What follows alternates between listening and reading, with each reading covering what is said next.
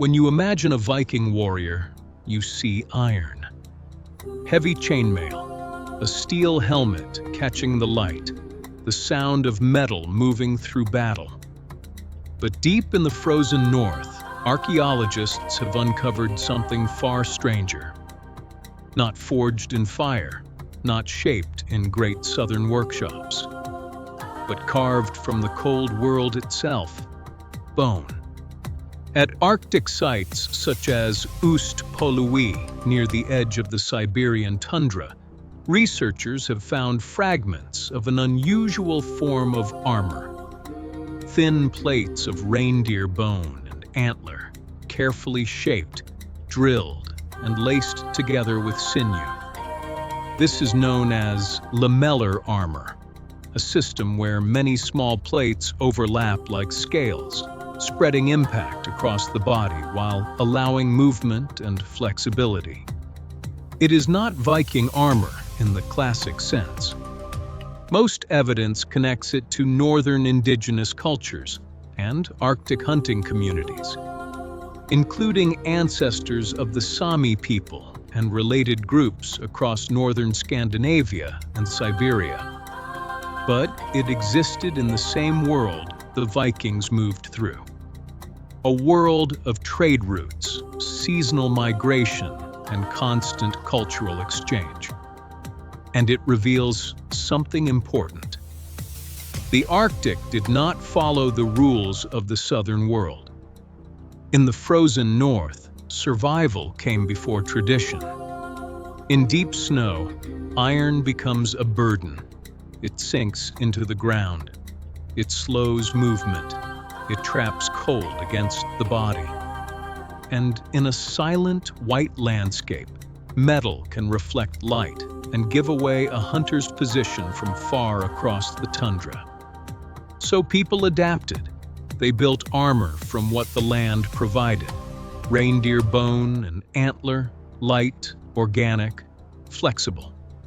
Laced together into protective layers that moved with the body instead of fighting against it. This was not primitive technology. It was specialized Arctic engineering, a response to an environment where every advantage mattered. The same animals that sustained life in the Arctic also became part of its defense. Reindeer provided food, clothing, tools, transportation, and in some cases, protection. Nothing was wasted. Everything had purpose. In this way, bone lamellar armor reflects a deeper Arctic philosophy. Survival through adaptation, not domination. When layered correctly, lamellar armor distributes force across many small plates instead of relying on a single solid surface. That meant it could absorb strikes in a way that was different, not necessarily superior or inferior to iron, but suited to a completely different environment. In open warfare on southern plains, iron dominated. But in frozen forests and snow-covered terrain, mobility and silence could matter more than raw strength. Some Norse sagas and later historical interpretations describe northern peoples, often referred to broadly as Finns or Arctic hunters, wearing pale or light-colored armor in cold regions. These accounts are debated, but they suggest something important. The Viking world was not isolated. It was connected. The Vikings traveled far, trading and raiding across Europe, but also moving into northern frontier zones, where they encountered unfamiliar environments and unfamiliar technologies. In those spaces, survival often required learning rather than conquering. It is likely that knowledge moved in both directions. Iron weapons and trade goods flowed north. But Arctic survival techniques, clothing, hunting methods, and possibly armor concepts also influenced those who ventured into the far north.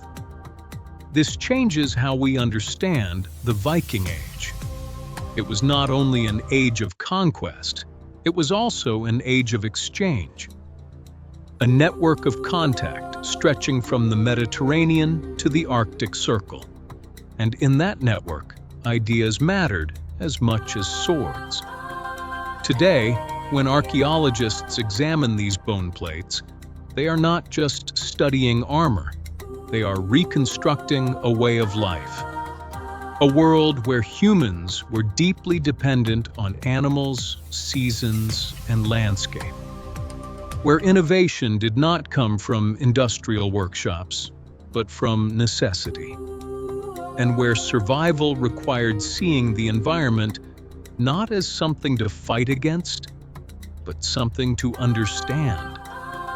It is easy to remember history through the loudest moments: raids, battles, kings, conquests. But much of human survival has always been quieter, happening in forests instead of fortresses, in snowstorms instead of cities, and in hands that carved bone by firelight while the world outside disappeared into winter darkness. In the Arctic, iron may have symbolized power, but silence was its own kind of strength. And sometimes, the most effective armor was not the one that shone in battle, but the one that allowed you to survive long enough to avoid it entirely. History remembers the roar of the Viking Age. But beneath it, in the frozen silence of the north, there was another story. A story of bone, snow, and survival. And warriors who understood that in the Arctic. The most dangerous thing is not what you can see, but what moves through the silence without being heard.